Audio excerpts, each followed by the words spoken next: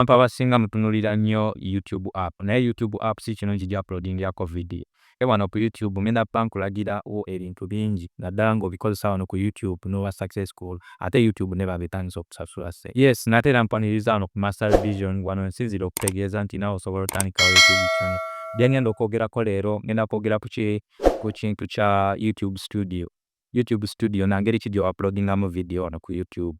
Engeri eyo gy'osobola okuuploadingamu video ku YouTube n'ofuna views ennyingi ate era n'ofuna subscribers.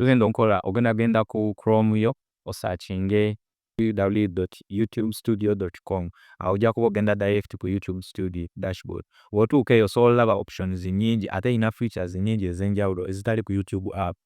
Ekintu ekirala ekiyinza okumalira obudde ng'otandise okukola content, mu ssimu yo ddyamu YouTube Studio app. Nga buli lw'oyagala ogenda ku YouTube Studio ogenda direct ku browser n'osearchinga www.youtubestudios.com.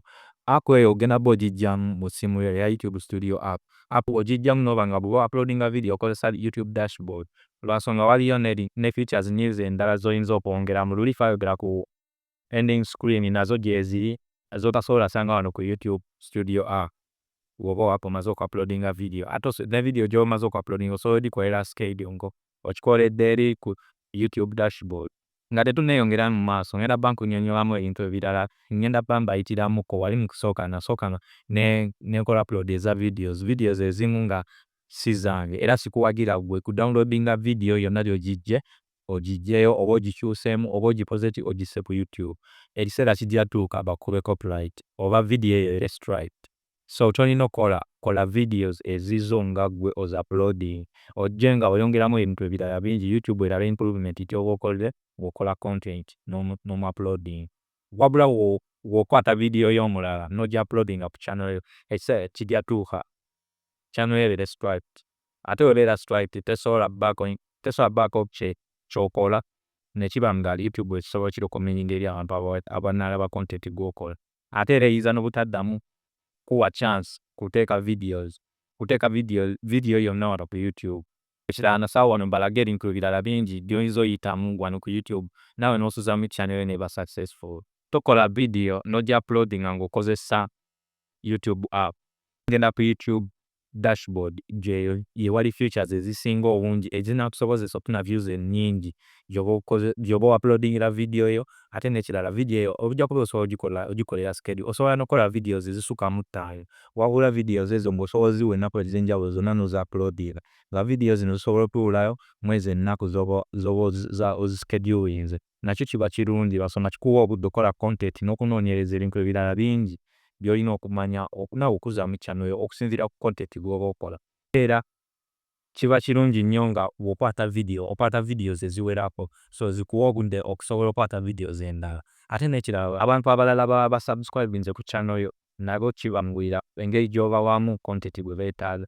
N'ekirala kirungi nnyo okubanga bw'okola video n'oba olina ba subscribers 100, n'oba olina ba subscribers 5, n'oba olina bameka, n'oba olina 1000 oba 2,000, naye nga ekintu YouTube ky'esinga okwagala ba subscribers abo kasooba ng'osobola okufunako ba subscriber abawera kawulana abanaalaba videos zo buli w'omala okugya uploadinga. Kiba kisindika message ennungi YouTube okusinga n'afuna ba subscribers abangi wano ku YouTube ate era ba subscribers abo b'olina tebalaba videos zo. Kiba kibi nnyo, kyobola si kirungi kuva eno n'osaba omuntu osubscribinga ku channel ye nga tali willing buli video gy'onaamala okuuploadinga ajja kuba agiraba. Kiba kirungi n'okola content omulungi ng'era nakugamba mu videos ze nasooka okukola nti bw'oba omaze okukola video ennungi content omulungi n'omusa ku YouTube yennyini yo ekuyambako otambuza content gw'oba okoze n'ekufunira ne ba subscribers yo beemanyi nti bano bajja kuba balaba videos zo okusinga ggwe w'onagenda osabe omuntu okusubscribinga ku channel yo ng'ate tagenda kuba addako na notification nti omaze okuuploadinga video naye kijja kumuleetera kizibu okulaba video gy'oba okoze. Yatobola sikulagira nti oba siyinza kukuwa amagezi nti osobola osaba bakyali bo oba basista bo oba omuntu yenna ali close gy'oli n'omusaba okusubscribinga ku channel yo, gwe kola ki olina okukola wano ku YouTube okole content obe ng'omu-uploadinga. YouTube yo yennyini ejja kufunira aba subscribers abanaalabanga videos zo n'onaaba ofunye ba subscribers 10 oba 20 naye ng'osobola okufunako 5 oba 7 aba n'alaba video zonna buli video zonna omaze okuploadinga. Ekyo kiba kirungi nnyo. YouTube era eyongeramu amaanyi okunoonya abantu abalala bangi aba n'asubscribinga ku channel yo n'aba n'alaba content gw'onaba okoze. Bw'oba omaze okukola bulungi video zo n'ozi-uploadinga ku YouTube ng'omaze oziwa schedule ennungi, omaze oziteekamu ending screen, omaze oziteekamu cards ezo osobola n'ozidesigninga mu ngeri ya njawulo. N'ekirala cards zino oba ozitadde mu video gy'oba okoze ziyambako otambuza videos zino endala nga bwe nakunnyonnyola mu videos ye ezasooka nti n'oba omaze okukola video wano ky'ova olaba abantu bangi bakola wano content ku YouTube naddala wano e Uganda nti omuntu akola content ku YouTube n'appressure n'akubamu amaanyi. Abantu abasinga ekibamalamu amaanyi ye wamala oteekako content n'ateekako videos eziwera nga 10 oba n'ateekako videos neziwera nga 2 atandika okuggwaamu amaanyi nga talabawo nkyukakyuka. Ate bwaggweeramu amaanyi awo ne YouTube wetandikira okutandika otunulamu content gw'akola. Bw'aba ataddemu nnyo amaanyi n'akola settings ennungi ne YouTube wetandikira okutunuulira videos z'akola nayo n'ebaako ky'eba eyagala omukolera. Ate bw'eraba nga aweddemu amaanyi oba nga akendeeza mu ngeri gy'alina okuploadingamu videos ezo nayo etandika emussa mu kaseera. Ate kiba kizibu nnyo YouTube okuba ng'ekutadde ebbali ate n'oba oti ekigo ekyo kiba kikonya channel yo.